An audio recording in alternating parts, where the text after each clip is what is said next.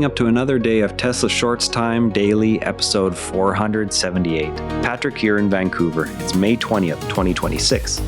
Let's get into what's moving in the Tesla world today. Tesla's decision to spotlight Signature Edition Model S and X comes as production focus shifts elsewhere in the lineup. Tesla posted images of the Signature Edition Model S and Model X, along with details for a live delivery event streaming from the Fremont Factory tomorrow at 5 p.m. Pacific Time. The editions highlight updated styling and features for the higher-end sedans and SUVs still in production. A follow-up post from Tesla offered additional views of the Signature Edition vehicles and confirmed the live stream timing for the Fremont event. The timing suggests an effort to maintain visibility for the refreshed models amid broader lineup changes. Customers watching the stream will see the final handovers in real time. From Tesla keeping its existing sedans and SUVs in the spotlight, we move to a much larger operational issue affecting hundreds of thousands of vehicles already on the road.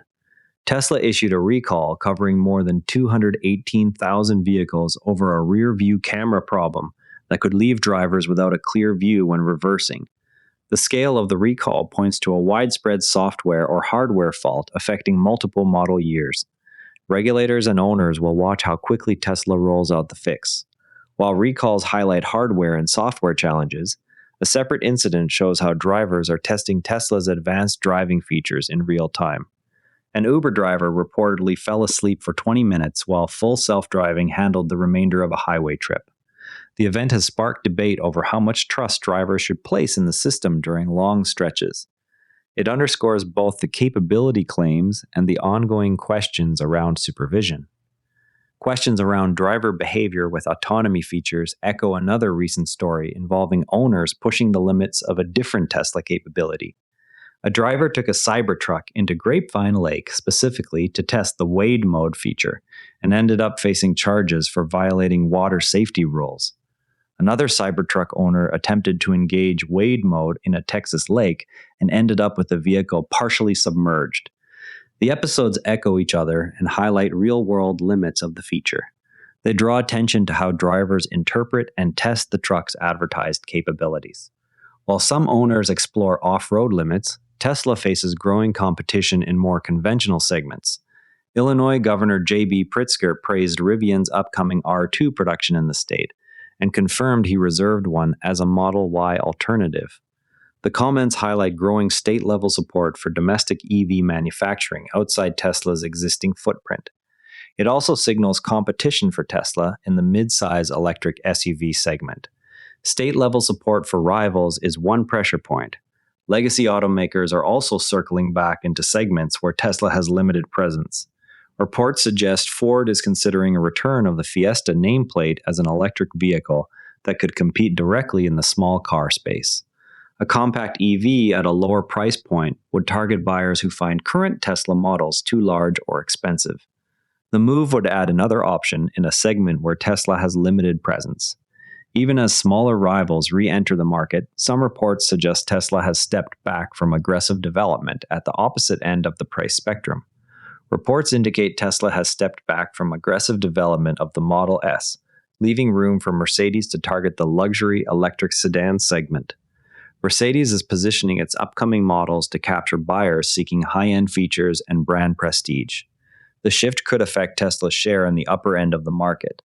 With technical differences narrowing across the industry, we close with a broader look at what still sets Tesla apart. Taking a step back from today's headlines, the narrowing technical differences between mid-priced EVs force a harder look at what actually still separates Tesla from the pack. Early advantages in range, charging speed, and software have become table stakes for many buyers. Yet Tesla still controls its own silicon, data loops, and manufacturing stack in ways most rivals do not. Recent owner discussions note that liquid cooling, battery management, and over-the-air updates were once decisive reasons to choose Tesla over a Nissan Leaf or early competitors. Today, the same buyers see comparable range and DC fast charging on vehicles from Hyundai, Kia, and Ford. What remains distinctive is Tesla's ability to collect fleet-wide driving data and push improvements without dealer visits. If Tesla leans harder into vertical integration for the next generation of vehicles and autonomy hardware, the company could still pull ahead on cost and iteration speed. That path would matter more than any single spec sheet comparison because it lets Tesla change the product after delivery in ways traditional automakers cannot match without rebuilding supply chains. Tomorrow, we'll be watching for how quickly the rear-view camera fix reaches owners and any further details from the Signature Edition delivery stream.